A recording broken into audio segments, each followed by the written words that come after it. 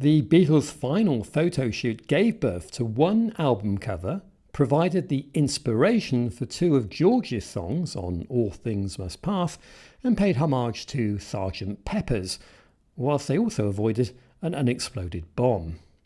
Scarcely one day had passed following the Beatles completing work at and on Abbey Road when they all decamped on Friday, the 22nd of August 1969, to John and Yoko's sprawling 72-acre estate in Sunninghill. This was very much business as usual, with photo shoots being a regular part of their band life, and something the Beatles willingly took part in as a necessary evil. According to Ringo, it was just another day. However, this day would turn out to be the last photo session when all four Beatles gathered together. The choice of venue was interesting. John and Yoko had only moved into Tittenhurst Park just 11 days before. Was it chosen for the photo shoot because it was on John's home turf, or were the couple just keen to show off their recent acquisition to the others?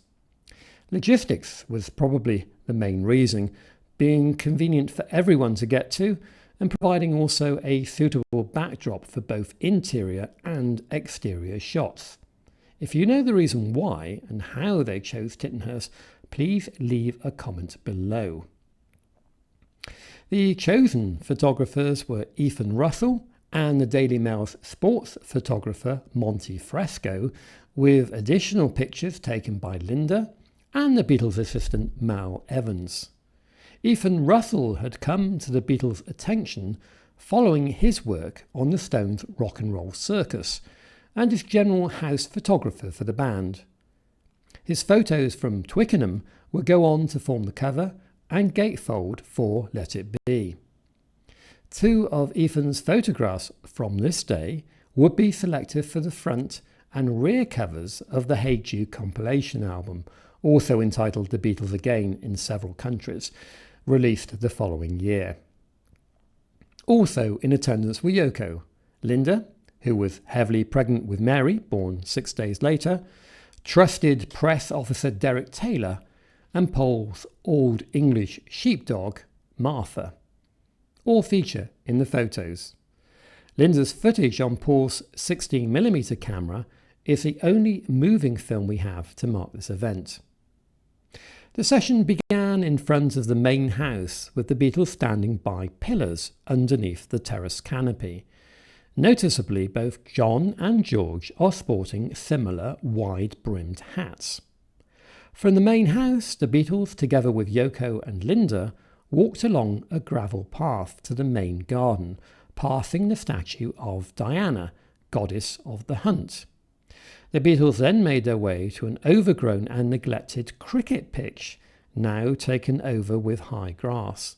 This is where George, Paul, John and Ringo stood in a row while being filmed by Linda and photographed from a variety of angles. John and Yoko went on to build a large pond there, which, together with the house and grounds, feature prominently in the movie Imagine. Builders digging out the lake stopped work when they found an unexploded World War II bomb which was safely defused. Next, John and Yoko led the apple donkers from the nearby stables. These were supposedly donated to the Apple office by an anonymous well-wisher, but clearly were unsuited to a home in central London, so John and Yoko adopted them. The Beatles were then photographed underneath the towering incense cedar tree near the statue of Diana. Also, beside and within the foliage of a weeping blue Atlas cedar.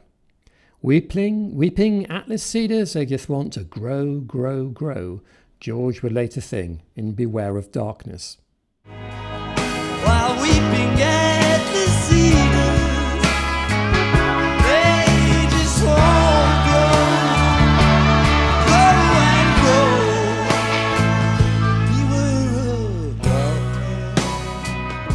Several shots of the Beatles were taken in front of a low wall on the lawn near the main house, with giant stone urns atop. This became the rear cover of the Hey Jude album, then in front of the assembly hall, which became the front cover.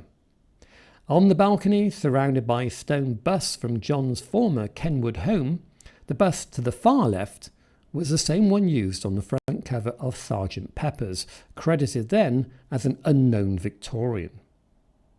The Beatles were photographed leaning against the door of Tyddenhurst Park's Victorian Assembly Hall, basically a cottage within the main grounds. Then looking over the balcony with Linda and Yoko. Next, standing in another doorway to the Assembly Hall of Tyddenhurst Park. They were then pictured sitting, then standing, in front of two arches adjoining four red-bricked terrace cottages, also known as the Forge Cottages. Then we see Paul and George wedged in the arches, with John and Ringo looking out from the windows above.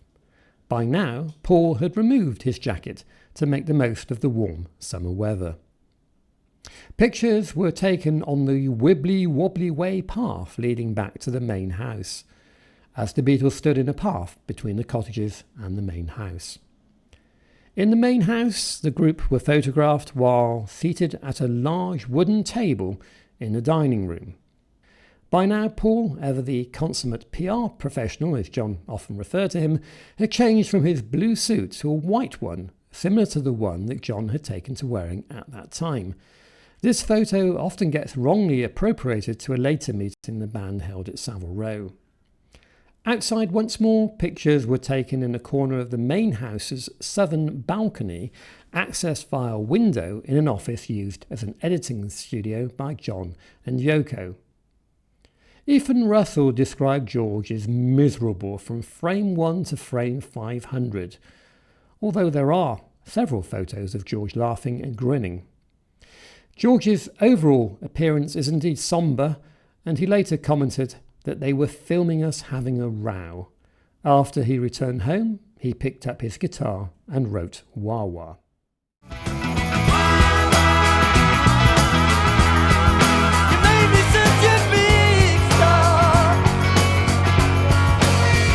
Having worked solidly for the preceding 7 weeks on Abbey Road, the Beatles were clearly physically and emotionally tired in these pictures. Gone were the fresh-faced youths who had graced the cover of their first LP. Now all sported long hair or beards, with the exception of Paul, and he had only recently shaved off his own. The Beatles were now in their late 20s, and the time had passed for them to go their own separate ways and forge successful new solo careers.